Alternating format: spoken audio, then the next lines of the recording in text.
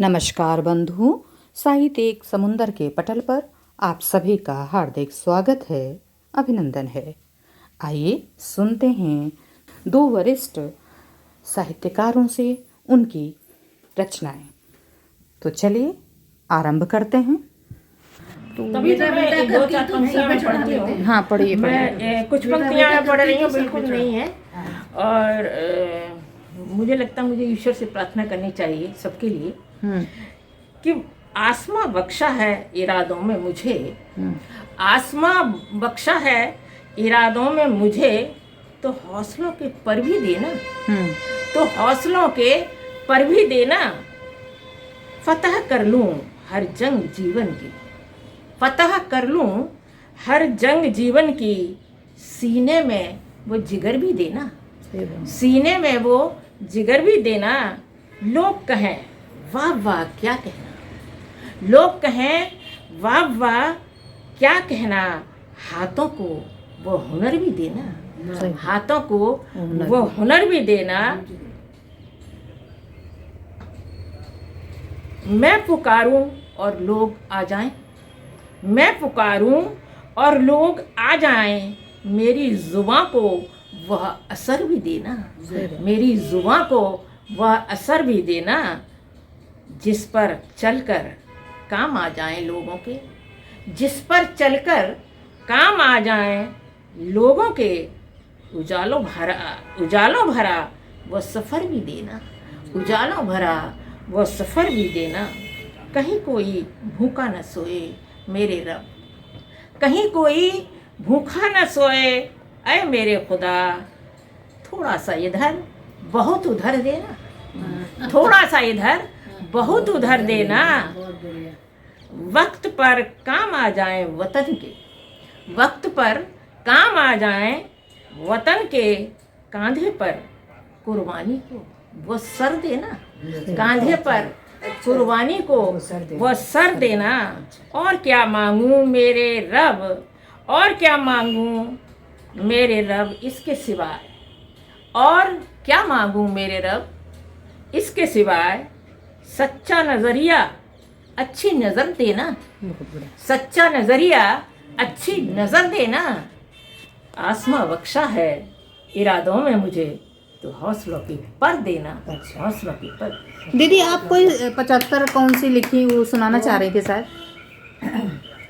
मैंने बीएड की एक स्टूडेंट थी, तो बीएड में चेकिंग के लिए तो जाते हैं ना, तो मैं जाती थी वहाँ, तो मेरे जैसे ही जाती थी मैं लिखने के लिए कुछ सोचती थी कि वो अपना भूल जाती थी, मतलब खड़ी रह जाती थी।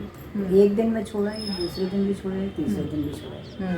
फिर चौथे दिन मैंने उसे अपने ऑफिस में बुलाया, तब पता चला कि वो डाइवोर्सी है और बच्चे को पलंग के उससे बांध के आती है, पढ़ने के उससे।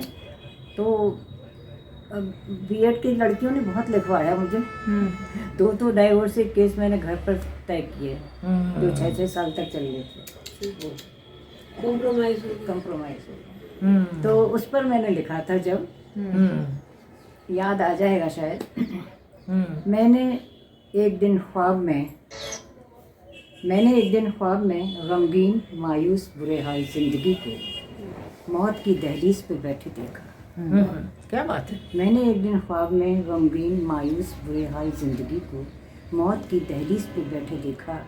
दहलीज के उस पार एक शख्स बैठा हुआ था, जिसे वह अपने और दुनिया के दरमियान गुजरे हादसातों की कैफियत सुना रही थी। कैफियत थी, मेरी आंखें सवालात के आंसू बहाती रहीं, दुनिया ने उसे बेअदबी का नाम दिया।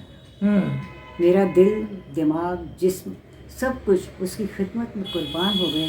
दुनिया ने उसे मेरा फ़र्ज बताया। क्या दुनिया ने उसे मेरा फ़र्ज बताया। और जब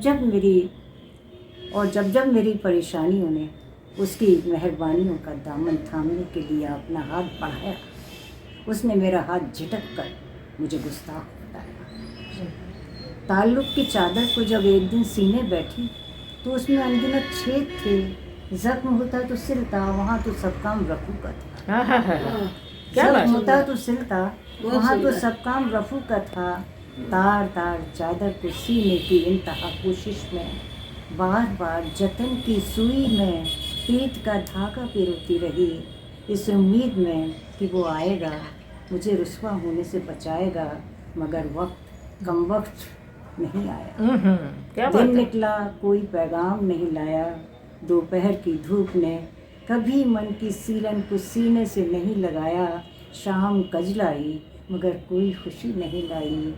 तेरी क्या बात है, तेरे बहुत सुंदर। शाम कजलाई मगर कोई खुशी नहीं लाई, तेरे आगाज का कोई अंजाम मेरे हाथ नहीं आया। तेरे आगाज का, खुदा के तेरे आगाज का कोई अंजाम मेरे हाथ नहीं आया।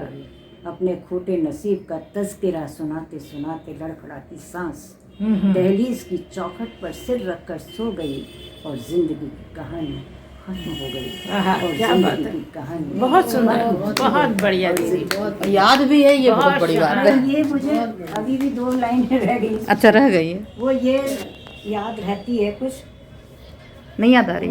तो नहीं वो अब तो ये रचनाएं आपको कैसी लगी हमें बताइएगा। अभी के लिए विदा।